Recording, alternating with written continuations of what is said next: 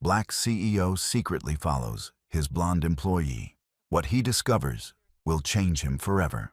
Darius Kingston stood at the floor-to-ceiling windows of his corner office on the 42nd floor of Kingston Financial Tower, watching the evening traffic snake through downtown Atlanta. At 35, he was the youngest black CEO to ever take a Fortune 500 company public, and his success with Kingston Investment Group had made him one of the most powerful men in American finance. But tonight, his attention wasn't on quarterly reports or market projections. Instead, he found himself focused on one of his employees who was leaving the building far below, a blonde woman whose behavior had been puzzling him for weeks. "Mr. Kingston, the Morrison Industries proposal is ready for your review," announced his executive assistant, Carmen Rodriguez, entering with a leather portfolio. "Thank you, Carmen. Before you go, what do you know about Brooke Henley in strategic analysis?" Carmen's eyebrows rose slightly at the unexpected question. "Ms. Henley? She's been with the company for 8 months. Excellent work quality, very reliable." "Why do you ask?" "I've noticed she leaves the office at exactly 5:15 every day, regardless of workload or deadlines. That's unusual in our industry. Perhaps she has evening commitments, family responsibilities?" Darius turned from the window, his expression thoughtful. "That's what I'd assumed. But she's single, no children according to her HR file. So what's so important that she never stays late, never attends optional company events, and turns down every social invitation from her colleagues? Maybe she values work-life balance? In investment banking? Carmen, people in her position typically work 60-hour weeks trying to advance their careers. She works exactly 40 hours and seems completely uninterested in climbing the corporate ladder." Carmen studied her boss's face with the keen observation skills that had made her indispensable over their 5-year working relationship. "You seem very interested in Ms. Henley's schedule." "I'm interested because it's anomalous. In my experience, when high-performing employees consistently prioritize something over career advancement, that something is either very important or very lucrative." "You think she's working a second job?" "I think she's doing something she considers more important than her career here." "The question is what?" After Carmen left, Darius found himself returning to the window, thinking about Brooke Henley's quiet efficiency and mysterious priorities. In the 8 months since she'd joined Kingston Investment Group, she'd proven herself exceptionally competent at financial analysis while remaining completely uninterested in the networking and advancement opportunities that drove most of her peers. She was beautiful. There was no denying that. Shoulder-length blonde hair, blue eyes, and the kind of understated elegance that didn't require expensive clothes to command attention. But what intrigued Darius wasn't her appearance. It was her obvious intelligence combined with her apparent lack of ambition. The next morning, Darius made an impulsive decision that he would later recognize as the beginning of everything changing. "Carmen, I'd like you to arrange a strategic analysis presentation for Friday afternoon. Include Brooke Henley's team, but schedule it for 5:30. "Sir, that's after normal business hours." "Exactly. I want to see how she responds to a mandatory meeting that conflicts with her rigid departure schedule. And if she refuses to attend, then I'll know her evening commitment is more important to her than her job." Friday afternoon arrived with typical October crispness, and the conference room filled with analysts preparing their quarterly presentations. Darius noticed Brooke immediately. She sat poised and professional, but he caught her glancing at her watch twice during the first hour. "Ms. Henley," Darius said as the meeting approached 6 p.m., "your analysis of the Patterson Industries merger looks comprehensive. Can you walk us through your risk assessment?" "Certainly, Mr. Kingston." Brooke's presentation was flawless, demonstrating deep understanding of complex financial structures and market dynamics. But Darius noticed her hands trembling slightly as she spoke, and she kept checking her phone for messages. "Excellent work," Darius said as she concluded. "I'd like to discuss this further. Can you stay for additional questions?" "Actually, sir, I have a prior commitment that I absolutely cannot reschedule, but I'd be happy to discuss this first thing Monday morning." The directness of her refusal surprised everyone in the room. Junior analysts simply didn't turn down FaceTime with the CEO, regardless of personal plans. "Ms. Henley, this merger represents a $200 million opportunity for our clients. Surely whatever commitment you have can be adjusted." "With respect, Mr. Kingston, It cannot. But I assure you my analysis is complete and accurate. Brooke gathered her materials and left the conference room, leaving behind a group of colleagues who seemed shocked by her priorities. "Well," said Harrison Bennett, one of the senior analysts, "that was interesting. What do you think she does that's so important?" asked Lisa Thompson, another team member. "Probably has a wealthy boyfriend," suggested Kevin Walsh dismissively. "Rich girls treat these jobs like hobbies." But James Carter, who sat near Brooke in the office, shook his head. "She doesn't seem like someone who's supported by family money. She brown bags lunch, takes public transport, and wears the same few outfits in rotation." Darius listened to this speculation with growing curiosity. That evening, he made another impulsive decision that would prove to be pivotal. Rather than going home to his penthouse apartment, Darius found himself driving toward the subway station where he'd observed Brooke catching the train each evening. He told himself he was simply satisfying professional curiosity about an employee's mysterious priorities. At 6:45 p.m., he spotted Brooke emerging from the station in a completely different outfit. Worn jeans, comfortable sneakers, and a faded volunteer t-shirt that read, "Community Hope Center." She moved with obvious purpose, walking quickly toward a neighborhood that Darius recognized as one of Atlanta's most economically challenged areas. Following at a distance, Darius watched as Brooke entered a community center that occupied a converted warehouse. The building was clearly underfunded but well-maintained, with hand-painted signs advertising literacy programs, job training, and youth activities. Through the community center's large windows, Darius could see Brooke greeting a group of children who appeared to be elementary school age. Their faces lit up when they saw her, and several ran to hug her with obvious affection. "Excuse me," a voice said behind Darius. "Can I help you?" He turned to find an elderly black man with kind eyes and the weathered hands of someone who'd worked hard his entire life. I noticed this community center and was curious about your programs. I'm Robert Williams, the director here. Are you interested in volunteering, or do you have children who might benefit from our services?" "Neither, actually. I'm just researching community organizations in the area." Robert studied Darius's expensive suit and obvious wealth with shrewd assessment. "Research for what purpose, if you don't mind me asking?" "Corporate social responsibility initiatives," Darius replied, which wasn't entirely untrue. "Well, you're welcome to come inside and see what we do. We're always happy to show potential supporters our work." As they entered the community center, Darius was struck by the obvious care that had gone into creating a welcoming environment despite limited resources. The walls were painted in bright, cheerful colors and covered with children's artwork and motivational posters. "This is our after-school program," Robert explained, leading Darius toward the area where Brooke was working. "We serve about 60 kids whose parents work evening shifts or multiple jobs. Many of these children would otherwise be unsupervised until 8 or 9 p.m. Darius watched as Brooke sat at a small table with 4 children, helping them with homework while simultaneously managing their snacks and mediating minor disputes with the patience of an experienced teacher. "Ms. Brooke is one of our most dedicated volunteers," Robert continued, following Darius's gaze. "She's been coming here every evening for almost 2 years. Never missed a day unless she was sick." 2 years? Started about a month after she moved to Atlanta. Some volunteers come when they can, others commit to specific days. Ms. Brooke committed to being here every single weekday from 6:30 to 8:30 p.m. What exactly does she do? Homework tutoring primarily. But she also helps with our financial literacy program for the older kids. Has a real gift for explaining complex concepts in ways children can understand. Darius felt something shift in his perception as he watched Brooke work. This wasn't someone treating volunteer work as a social obligation or resume builder. This was someone who'd made a genuine commitment to helping children who needed consistent adult support. "Tommy, remember what we practiced about fractions last week?" Brooke was saying to a boy who appeared to be struggling with his math homework.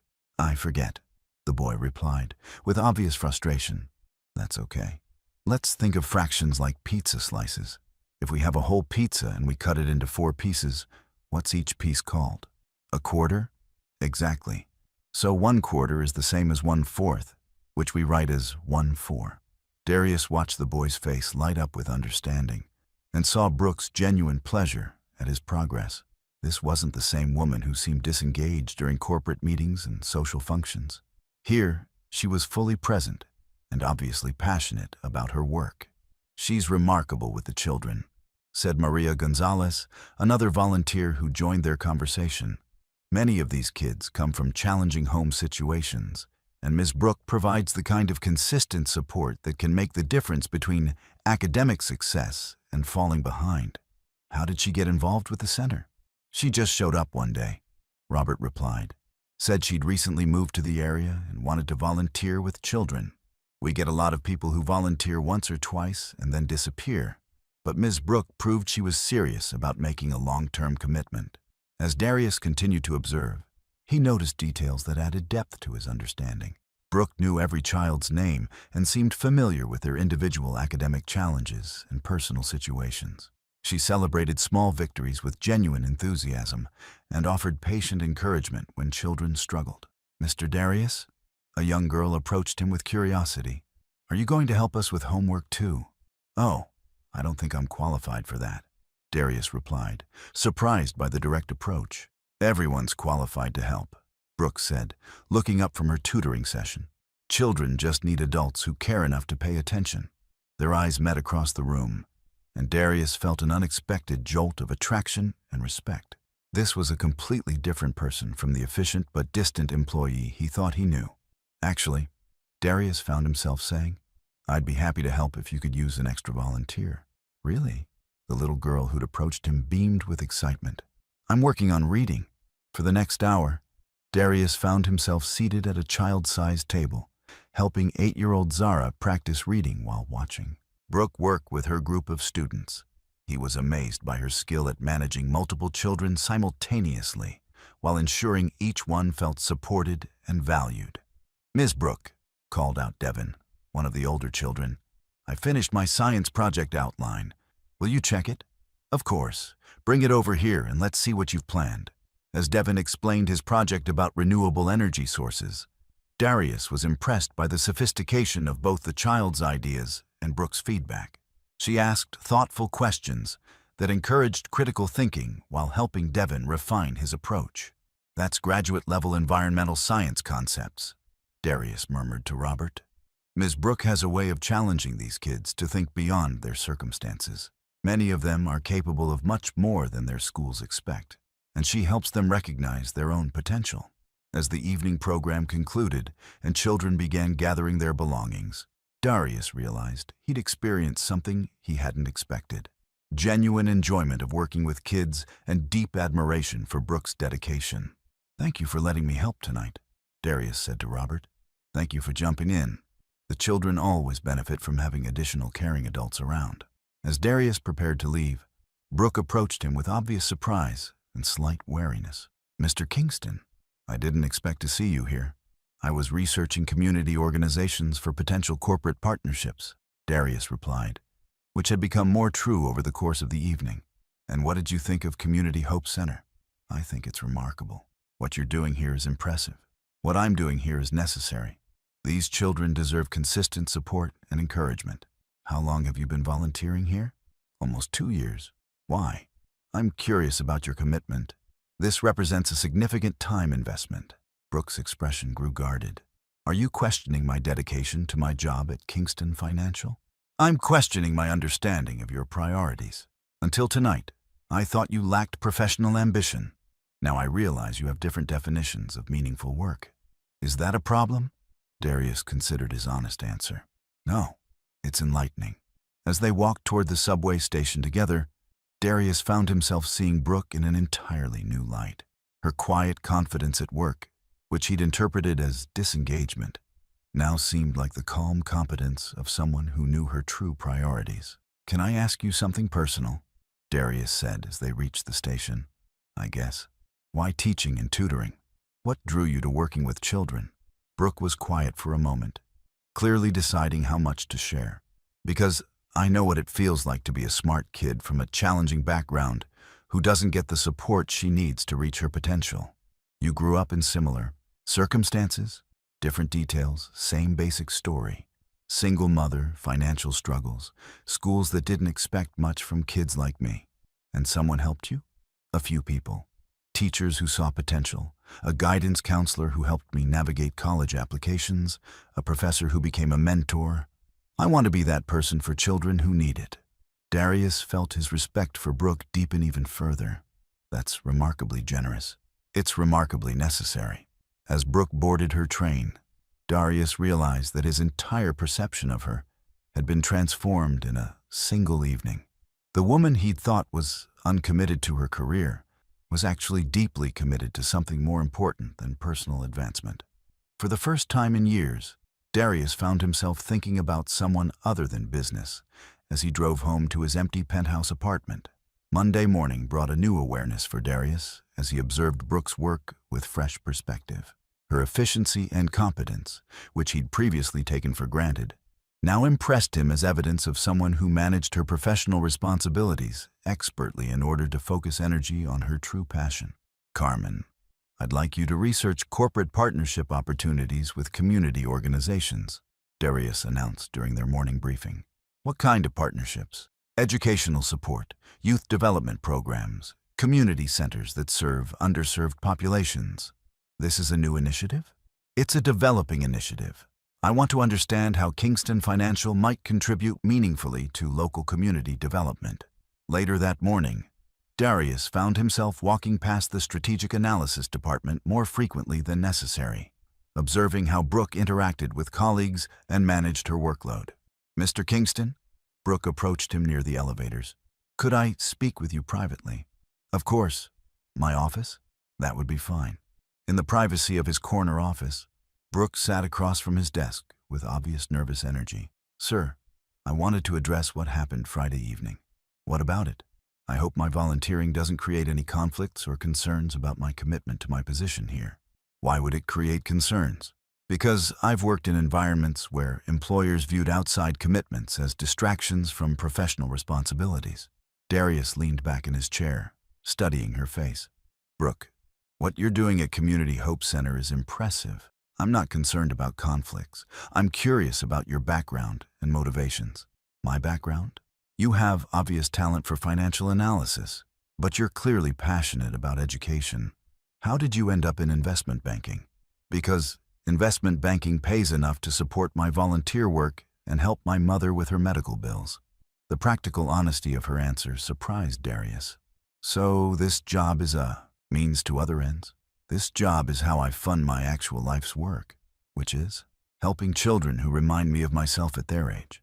Darius felt attracted to her directness and impressed by her clear priorities. Tell me about your mother. She has multiple sclerosis. The medications are expensive and she can't work full-time anymore.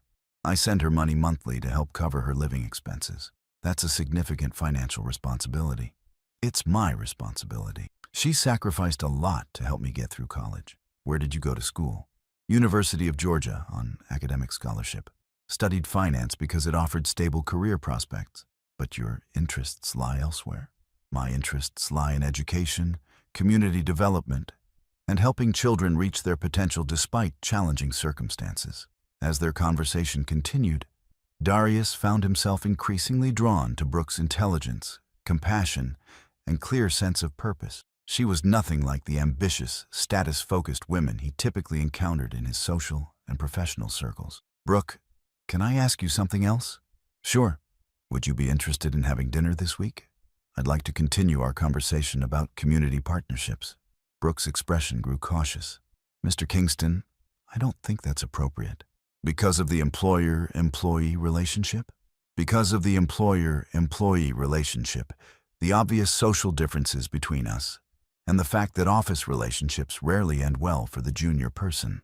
What if it wasn't an office relationship? What if it was two people with shared interests in community development discussing potential collaboration? Is that what you're suggesting?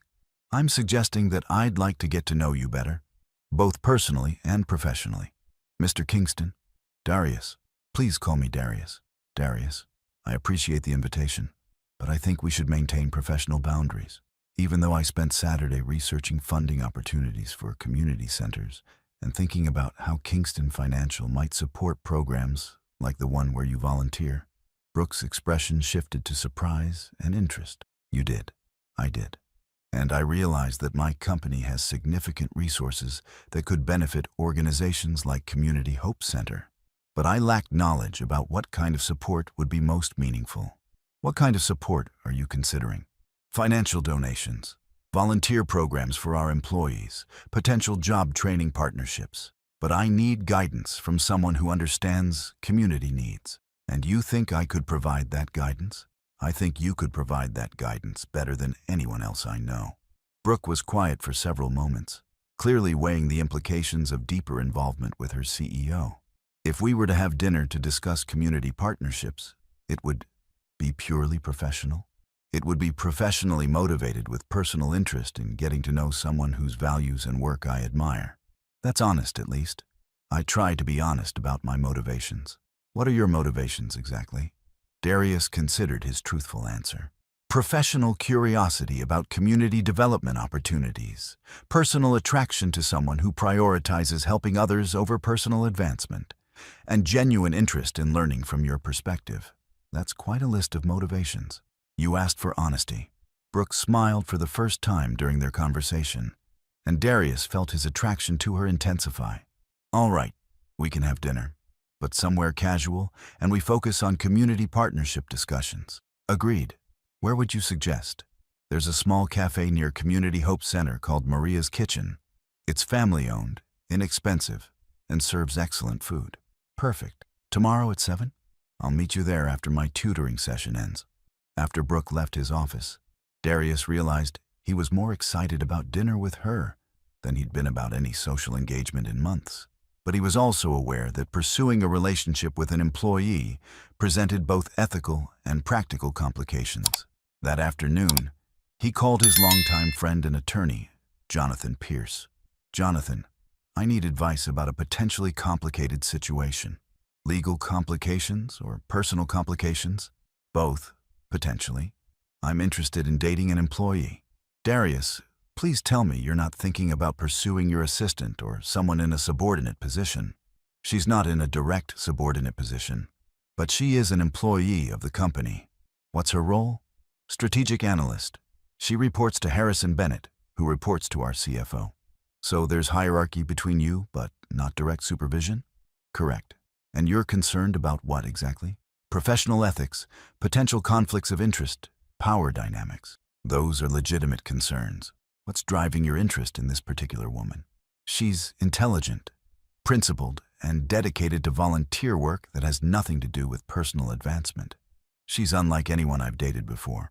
Unlike how? Unlike in that she seems completely uninterested in my wealth or status. Her priorities are entirely focused on helping children and supporting her family. And you find that attractive? I find it incredibly attractive. Darius, if you're serious about pursuing this relationship, you need to be transparent about your intentions and careful about power dynamics. Make sure she feels free to decline without professional repercussions. I've already made that clear. And she's agreed to spend time with you. We're having dinner tomorrow to discuss community partnership opportunities. Mixing business with personal interest. Using business as an excuse to spend time together while exploring personal interest. Just be careful, Darius. Workplace relationships can get complicated quickly, especially when there's a significant power differential. As Darius ended the call, he realized he was willing to accept those complications for the chance to build something meaningful with someone as remarkable as Brooke. How's this story hitting you so far? Tell us in the comments. If you're loving it, type 1. If not, type 0. We want to know what you think. Maria's Kitchen was exactly as Brooke had described.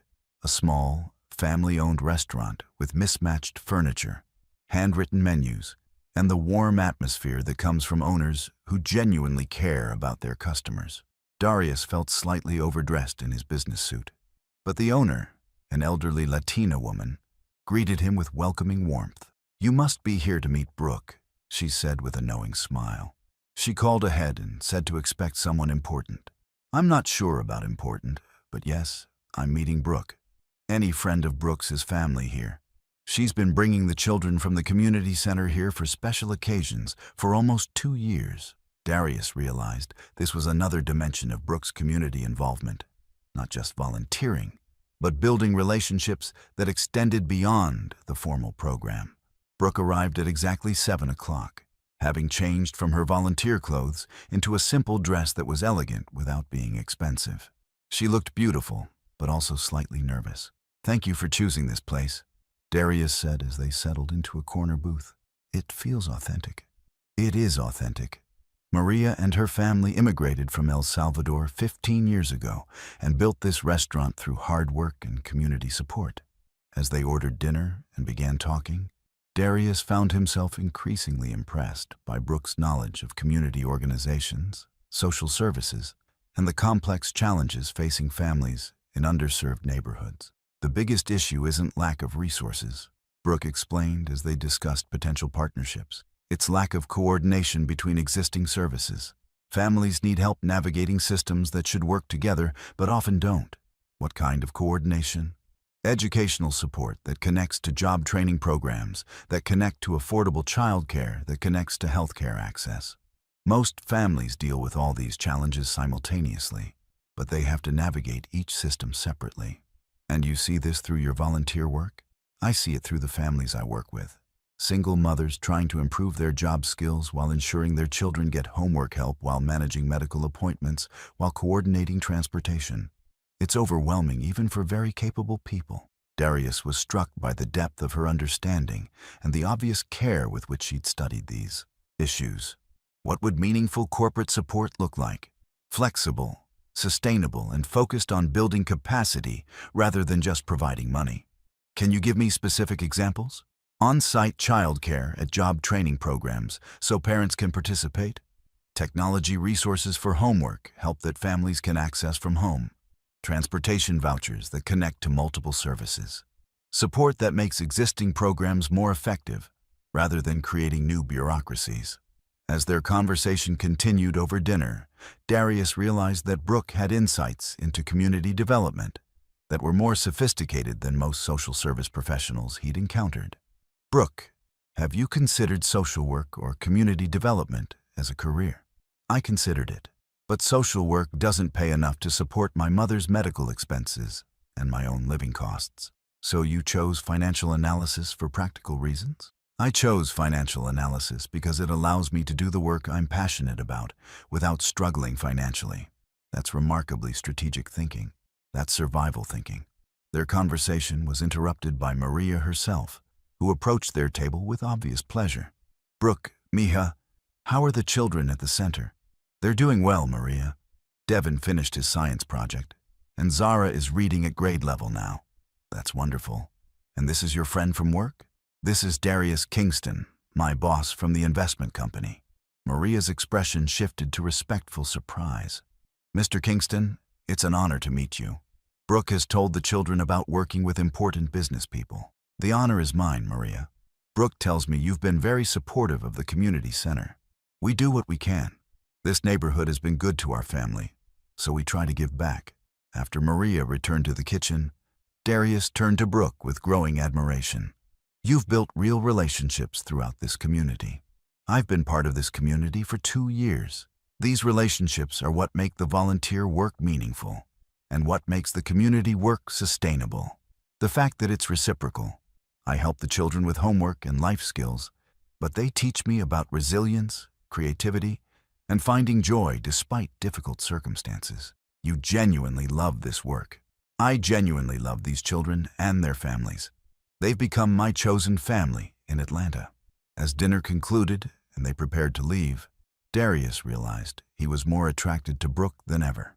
Her intelligence, compassion, and authentic connection to her community were unlike anything he'd encountered in his privileged social circles. "Brooke, can I ask you something personal?" "You've been asking personal questions all evening. What are your long-term goals? 5 years from now, what do you hope to be doing?" Brooke was quiet for a moment, clearly considering her honest answer. "I'd like to be running a nonprofit that provides comprehensive support services for families, education, job training, childcare, health advocacy, all coordinated through one organization." "Have you researched how to make that happen?" "I've researched it extensively. I know exactly what kind of funding, staffing, and community partnerships it would require." "What's stopping you?" Startup capital primarily, and the financial risk of leaving stable employment when I have family responsibilities. How much startup capital? About $500,000 to launch a pilot program that could demonstrate viability for larger funding. Darius felt his pulse quicken as an idea began forming in his mind. Brooke, what if I told you Kingston Financial might be interested in supporting social entrepreneurs who have clear business plans and community connections? I'd say that sounds too good to be true. What if it weren't too good to be true? Are you offering to fund my nonprofit idea? I'm exploring whether Kingston Financial could provide seed funding for community development initiatives led by people who understand local needs. And you think I qualify? I think you're exactly the kind of social entrepreneur we should be supporting. As they walked toward the subway station, both Darius and Brooke understood that their conversation had shifted from professional collaboration to something much more personal and significant. Darius, can I be completely honest about something? Please. I'm attracted to you in ways that have nothing to do with your ability to fund my nonprofit dreams. That's refreshing honesty. But I'm also scared of getting involved with someone whose world is so different from mine.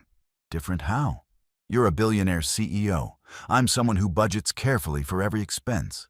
You attend charity galas and business conferences. I spend my evenings tutoring children in a community center. What if those differences are exactly what makes us interesting to each other? What if they're exactly what makes a relationship between us impossible? There's only one way to find out, which is, give it a chance and see what we can build together. As Brooke boarded her train, Darius realized he was falling in love with someone who challenged every assumption he'd made about relationships, success, and what made life meaningful. For the first time in his adult life, he'd met someone whose priorities were more attractive to him than his own wealth and status. The following Monday, news of Darius's dinner with Brooke had somehow reached the office gossip network, creating the kind of speculation and commentary that both had hoped to avoid. "Is it true you had dinner with Mr. Kingston Friday night?" asked Angela Foster, one of Brooke's colleagues, with barely concealed envy. "We discussed potential corporate partnerships with community organizations," Brooke replied, diplomatically. "At Maria's Kitchen in the Latino district? It's a restaurant I'm familiar with that serves excellent food." "How romantic." Angela's tone suggested she didn't believe the professional explanation. Meanwhile, Darius was dealing with his own set of inquiries from senior staff who'd heard about his unusual dinner location and companion. "Darius, there are rumors you're dating someone from the Strategic Analysis Department," said CFO Patricia Wells during their morning executive meeting. "There are rumors about everything in this office, Patricia. What's your point?" "My point is that workplace relationships can create legal and professional complications." "Are you suggesting I can't have dinner with employees to discuss business initiatives?" "I'm suggesting that dinner dates with attractive young analysts might be misinterpreted." "By whom?" "By HR, by other employees, by anyone who's concerned about appropriate professional boundaries." Darius felt irritation building at the implication that his interest in Brooke was somehow inappropriate. "Patricia, I'm 35 years old and perfectly capable of managing professional relationships appropriately." "I hope so, because if this develops into something personal, it could create problems for both of you." That afternoon, Darius called Brooke into his office to address the growing office speculation. "I'm sorry about the gossip," he said as she settled into the chair across from his desk. "Office gossip is inevitable. I'm not concerned about people talking. What are you concerned about?" "I'm concerned about the assumptions people are making about my qualifications and work quality." "What kind of assumptions?" "The assumption that any professional opportunities I receive are based on personal relationships rather than merit." Darius realized he hadn't considered how their developing relationship might affect perceptions of Brooke's professional competence. "Has anyone said something specific?" Angela Foster suggested that my inclusion in the Morrison Industries project team was probably related to my special access to senior management. "That's completely inappropriate. It's also probably going to continue and get worse if we pursue a personal relationship." "Are you saying we should end things before they really begin?" "I'm saying we need to be realistic about the complications." "What complications specifically?" "Office speculation about my professional qualifications, assumptions about power dynamics in our relationship, potential legal issues if things don't work out." Brooke, what if I offered you a position outside the company? What if Kingston Financial funded your nonprofit proposal and you became an independent contractor rather than an employee? Are you offering that to pursue a relationship with me? I'm offering it because your nonprofit idea is excellent and deserves support. The fact that it would also resolve the workplace relationship issues is a secondary benefit. You'd really fund my community development organization? I'd fund it if you can present a solid business plan that demonstrates sustainability and measurable impact. Brooke stared at him with obvious amazement. You're serious? Completely serious. Brooke, your knowledge and community connections are exactly what's needed to create effective social programs. Kingston Financial should be supporting that kind of innovation. And if the nonprofit doesn't succeed, if I can't make it financially sustainable, then you'll have learned valuable lessons about social entrepreneurship, and we'll figure out next steps together. Together. Because I'm hoping we can build a personal relationship alongside your professional development. Darius, I need to ask you something directly. Anything. Are you attracted to me because I'm different from other women you've dated? Am I some kind of novelty or social experiment? You're attracted to me because you're intelligent, compassionate, principled, and beautiful. You're different from other women I've dated because most of them were more interested in my wealth than my character. And you think I'm not interested in your wealth? I think you're the first person I've met who sees my wealth as a tool for community impact rather than personal luxury. That's because I understand what it means to not have enough money. Wealth is only impressive to me when it's used to solve problems. What problems would you want to solve? Educational inequality, family financial instability, lack of coordinated social services, limited opportunities for community economic development. Those are complex problems. They're solvable problems if you have sufficient resources and genuine community partnerships. As their conversation continued, Darius realized that Brooke wasn't just someone he was attracted to romantically. She was someone whose vision and expertise could help him use his resources more meaningfully than he'd ever imagined. Brooke, what if we made this official? Made what official? Your nonprofit organization. What if we established the Brooke Henley Community Development Foundation with an initial endowment of $1 million? Brooke felt tears prick her eyes at the magnitude of what Darius was proposing. That's life-changing money. It's investment money in someone whose work could change hundreds of lives. Why would you do that for me? Because I believe in your vision. I'm impressed by your expertise, and I'm falling in love with someone who wants to make the world better rather than just accumulating personal wealth. You're falling in love with me? Completely and irreversibly falling in love with you. Even though we come from completely different worlds? Because we come from different worlds that complement each other perfectly. When Darius kissed her in his office, with the Atlanta skyline stretched out behind them, both understood they were choosing love over social conventions, partnership over individual ambition, and shared purpose over separate success. 6 months later, the Brooke Henley Community Development Foundation had become one of Atlanta's most innovative social service organizations, providing coordinated support to families while serving as a model for other cities. The foundation's offices occupied a renovated building in the same neighborhood as Community Hope Center, and Brooke had assembled a staff of 6 full-time employees who shared her vision for comprehensive community support. The family success rate is incredible, reported Dr. Michael Thompson, the Foundation's program evaluator, during their monthly board meeting. 85% of participating families have improved their economic stability, and 92% of children have improved their academic performance. Darius sat at the conference table as the Foundation's primary board member, watching Brooke present quarterly results with obvious pride. She'd proven herself not just as a visionary, but as a capable executive who could translate ideas into sustainable programs. The coordinated services model is working exactly as we predicted, Brooke continued. When families can access childcare, job training, educational support, and health advocacy through one organization, they're much more likely to achieve long-term stability. What about expansion possibilities? Asked board member Dorothy Rodriguez, the former director of Community Hope Center. We've had inquiries from organizations in Birmingham, Charlotte, and Jacksonville about replicating our model. but I want to ensure our local programs are fully established before we consider expansion." "That's wise," said Jonathan Pierce, who joined the board as legal counsel. "Sustainable growth requires proven systems and adequate funding." After the board meeting concluded, Darius and Brooke walked through the neighborhood that had become home to both of them. Darius had sold his downtown penthouse and bought a modest house 3 blocks from the foundation offices, choosing community over luxury for the first time in his adult life. "How does it feel to be changing hundreds of lives?" Darius asked, as they stopped at Maria's kitchen for their weekly dinner date. "It feels like the most meaningful work I've ever done." "But Darius, none of this would exist without your support and partnership. All of this exists because of your vision and community connections. I just provided initial funding. You provided much more than funding. You provided mentorship, business expertise, and personal support when I was terrified about leaving stable employment. And you provided me with a purpose for my wealth that feels more important than anything I accomplished in traditional investment banking."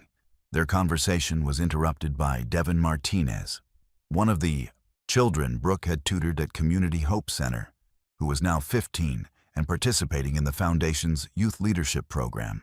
"Ms. Brooke, Mr. Darius." Devin approached their table with obvious excitement. "I got accepted to the summer engineering program at Georgia Tech." "Devin, that's incredible." Brooke stood to hug him. "We're so proud of you. I couldn't have done it without the Foundation's college prep support. And Mr. Darius, thank you for the scholarship program. It's going to pay for the entire summer program." As Devin rejoined his friends, Darius reflected on how his life had been transformed by following Brooke to discover her volunteer work. "Any regrets?"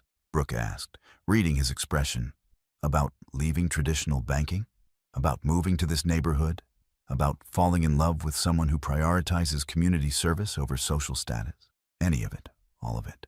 My only regret is that it took me 35 years to understand that meaningful success comes from building something together rather than accumulating things alone." "What about your mother? Has she accepted our relationship?" Darius smiled, thinking about the gradual transformation in his mother's attitude toward Brooke. "She was skeptical initially, worried that you were interested in my money or that our different backgrounds would create problems. And now? Now she brags to her friends about her daughter-in-law who runs a nonprofit that helps children. She's more proud of your work than she ever was of my corporate achievements." "Daughter-in-law? Speaking of which," Darius reached into his jacket pocket and produced a small velvet box. "I have something to ask you." Brooke felt her heart race as he opened the box to reveal a beautiful but modest engagement ring. "Brooke, you've shown me that the best kind of success comes from partnership with someone who shares your values and challenges you to be better than you thought possible. Darius, will you marry me? Will you be my partner in building a life that focuses on community impact rather than personal wealth?" "Yes," she said without hesitation. "Yes to marrying you. Yes to partnership. Yes to building something meaningful together." As Darius slipped the ring onto her finger, a ring he'd chosen for its beauty rather than its size, from a local jeweler rather than an exclusive boutique, Brooke realized their love story had become proof that the most significant discoveries came from stepping outside your comfort zone to understand someone else's world. "I love you," she said, meaning it more deeply than she'd ever meant anything. "I love you too. Thank you for showing me what really matters." When they kissed in Maria's kitchen, surrounded by the community that had become their extended family, both Darius and Brooke understood that their relationship had grown from curiosity about each other's priorities into a partnership that was producing measurable positive impact on hundreds of lives. Their story had begun with Darius secretly following Brooke to discover what was more important to her than career advancement. What he discovered was someone whose values and vision aligned perfectly with his own best aspirations. Someone who'd helped him transform his wealth from a measure of personal success into a tool for community development. Most importantly, he discovered that the most meaningful love stories weren't about finding someone who fit into your existing life, but about finding someone who inspired you to build a completely new and better life together. How's this story hitting you so far? Tell us in the comments. If you're loving it, type 1. If not, type 0. We want to know what you think. The second annual Community Impact Gala filled the renovated community center with business leaders, social service professionals, and families whose lives had been transformed by the Brooke Henley Community Development Foundation. Darius stood at the podium, addressing an audience that represented the diverse coalition they'd built around their shared vision of comprehensive community support. 2 years ago, I thought success meant accumulating wealth and climbing corporate hierarchies, Darius said to the packed auditorium. Then I discovered someone whose definition of success was helping children reach their potential regardless of their circumstances. In the audience, Brooke watched her husband with obvious pride as he spoke about their work with the passion of someone who'd found his true calling. Today, our foundation serves over 300 families and has helped establish similar programs in 8 cities across the Southeast. But more importantly, we've proven that coordinated community support can break cycles of poverty and create opportunities for generational change. The applause was enthusiastic, representing not just appreciation for their work, but acknowledgement of its measurable impact on communities throughout the region. None of this would have been possible without my partner in every sense of the word, my wife, Brooke Kingston, whose vision and expertise built everything we're celebrating tonight. As Brooke joined him on stage, the audience rose in recognition of her leadership and the foundation's achievements. "Thank you," Brooke said, addressing the crowd with the confident presence of someone who'd grown into her role as a social entrepreneur. "What we've built together proves that sustainable community change requires both adequate resources and genuine partnership with the families and communities we serve." Later that evening, as the gala concluded and they walked home through their neighborhood, Darius and Brooke reflected on how completely their lives had been transformed since that evening 2 years earlier, when he'd followed her to discover her volunteer work. "Any thoughts about what comes next?" Brooke asked as they paused on their front porch. "More of everything we've started, expanding the foundation's reach, developing new programs, maybe adding some children of our own to our family." "Children?" "I've been thinking that kids who grow up watching their parents build something meaningful together learn important lessons about purpose and partnership. And you think we're ready for that kind of expansion?" "I think we're ready for anything we choose to build together." As they settled into their living room, a comfortable space filled with photos from foundation events, children's artwork from the programs they'd supported, and memories of the community they'd helped build, both Darius and Brooke understood that their love story had become something larger than just personal happiness. Their relationship had proven that the most meaningful discoveries came from being curious about what mattered to other people, that true partnership could bridge any social difference, and that love was most powerful when it produced positive impact beyond just the couple involved. What had started with Darius secretly following Brooke to understand her mysterious priorities had grown into a marriage and professional partnership that was transforming communities, while proving that the best relationships were those where both people made each other better and more purposeful than they'd been alone. Most importantly, they demonstrated that when successful people chose to use their resources for community benefit rather than personal luxury, they could create legacy that lasted far beyond individual achievement. Their story had begun with curiosity and grown into love, but it had become something even more significant. Proof that 2 people with shared values could build something beautiful enough to change not just their own lives, but the lives of hundreds of families who deserved opportunities for success regardless of their starting circumstances.